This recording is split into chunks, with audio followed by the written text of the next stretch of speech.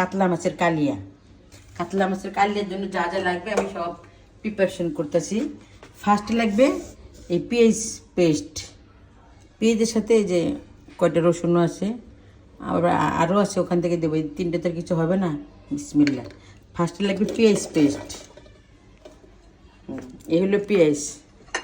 তারপরে লাগবে আদা পেস্ট, টমেটো পেস্ট, আর ফোড়নে লাগবে এই যে 4-5টা লবঙ্গ, একটা দারুচিনি, 5টা এলাচ আর 2টা তেজপাতা, আর রসুন বাটা লাগবে। এটা একটু সসও লাগবে।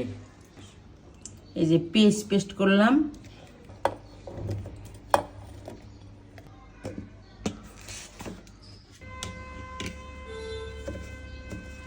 একটু পোস্ত নিচ্ছি, জিরা পানি হচ্ছে বাবা। মাছের কালিয়ার জন্য পেঁয়াজ পেস্ট করে নিয়েছি, টমেটো পেস্ট, জিরা, পোস্ত, কাঁচা লঙ্কা পেস্ট, রসুন পেস্ট, আদা পেস্ট লাগবে, আর টমেটো সস লাগবে। টমেটো সস শেষ হয়ে গেছে, আনতে হবে।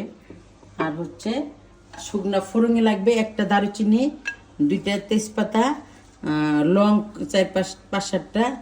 5-7টা ইয়া কি বলে এলাইচ, আর লবণ হলুদ এসব লাগবে। হলুদ, লবণ, মরিচ পাউডার। 5 কিলো সাইজের এই কাতলা মাছটা, মাথা অর্ধেক বন্ধুরা। বিসমিল্লাহ। তেল গরম হয়েছে,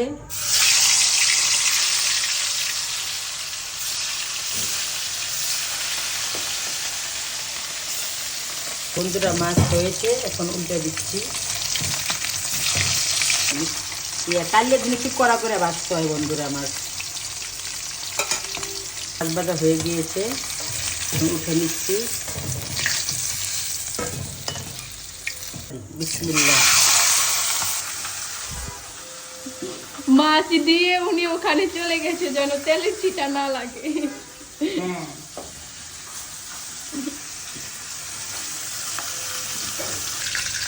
যে মাথা ভাজা হয়ে গিয়েছে, মাথাটা উঠাচ্ছি। তেজপাতা, লং, গোলমরিচ, দারচিনি সব। বিসমিল্লাহ। জিরা সম্বার, পেঁয়াজ,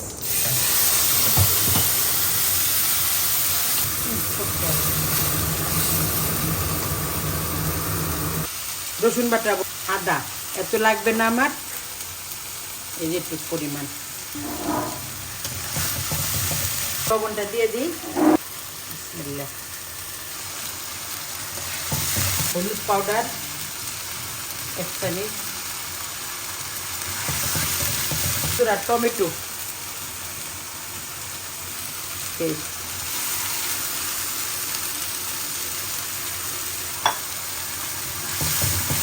পোস্ত, জিরা, কাঁচা লঙ্কা এটার ভিতরে সব এক এক সব মশলা এখন চলে যাবে এটার ভিতরে।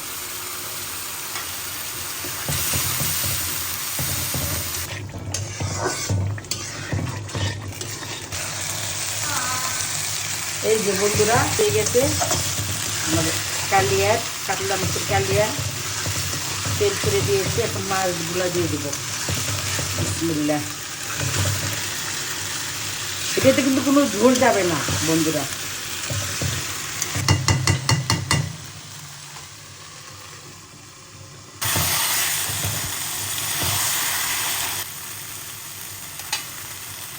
এখন নামিয়ে ফেলবো বন্ধুরা, হয়ে গেছে।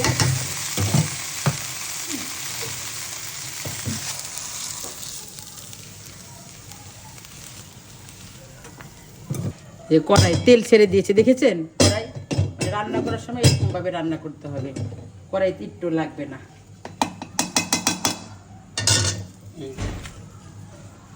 কাতলা মাছের কালিয়া এখন বাচ্চাদের খেতে দেব। টেবিলে দেখা হবে বন্ধুরা। আজকে মাথা খাবো বন্ধুরা। বিসমিল্লাহ।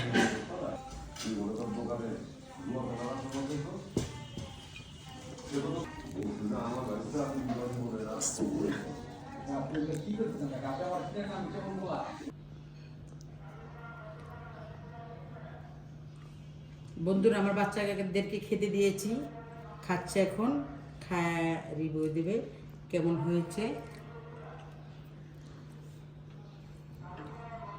ভালো হয়েছে। কেমন হয়েছে আরিফ? হ্যাঁ, মাছের কালিয়াটা অনেক সুন্দর হয়েছে। কি ভালো হয়েছে, মাছটা অনেক টেস্ট হয়েছে, কালিয়াটা।